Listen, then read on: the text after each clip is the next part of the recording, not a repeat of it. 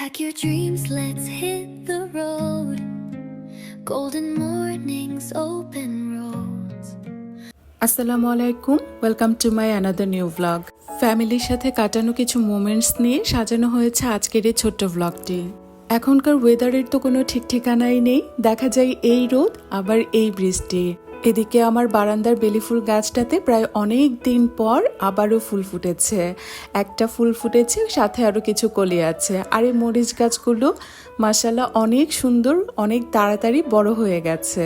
আর এদিকে এটা হচ্ছে আমার একটা সুন্দর মিষ্টি কুমড়ার চারা। বারান্দায় দেখা যায় শখের বসে আমি টুকটাক কিছু গাছ লাগাই বলে এখানে আমি এক্সট্রাভাবে কোনো সার ইউজ করি না। তরকারি কাটাকুটি করার পর যে খোসাগুলো হয় ওগুলোই গাছের মধ্যে দিয়ে দিই, আর ওগুলো থেকে এই আমার টবটাতে এতগুলো মিষ্টি কুমড়ার চারা হয়েছে। অলমোস্ট সবাই আমাকে সাজেশন দিচ্ছে যে পাতাগুলো তুলে শাক হিসেবে খেয়ে ফেলতে, কিন্তু আমার কেন যেন আসলে সেটা করাই হচ্ছে না। আর এদিকে বাচ্চাদের স্কুল শুরু হয়ে গেছে, নতুন নতুন বই, কপিজ, আর সেগুলোর মধ্যে নাম লেখা, কত কাজ ওদের। আসলে নতুন ক্লাসে নতুন নতুন বই হাতে পাওয়ার আনন্দটাই আলাদা। এবার মেয়ে একটু বড় হয়ে গেছে বলে এই বুকের মধ্যে লেভেলিং করার কাজটা ও নিজেই করেছে। বুকস অ্যান্ড কপিতে লেবেলিং করার পর সেগুলো স্কুলে সাবমিট করা, দুজনের জন্য আলাদা আলাদাভাবে ডবল প্যারেন্টস মিটিং অ্যাটেন্ড করা, আমাদের রেসপন্সিবিলিটিও কিন্তু কোনো দিক থেকে কম না। অন্যান্য বছরের তুলনায় ওদের কারিকুলামে প্রায় অনেকটাই চেঞ্জেস এসেছে, আর এখানে টিচার সেটা নিয়ে এক্সপ্লেন করছিল।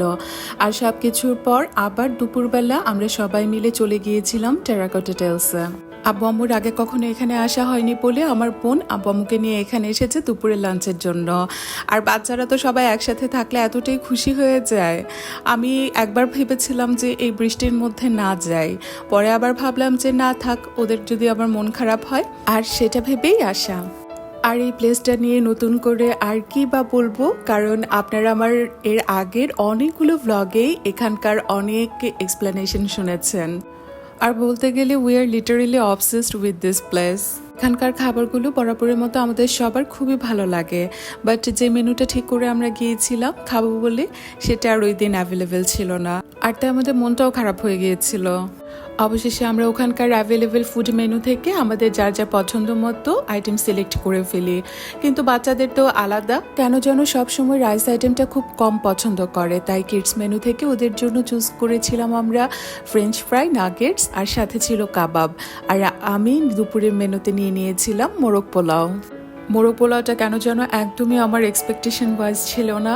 আম্মুর সাথে আমার সাথে মোরগ পোলাও নিয়ে নিয়েছিল, আর ওরা সবাই নিয়েছে ভাতের আইটেম আর ভর্তা।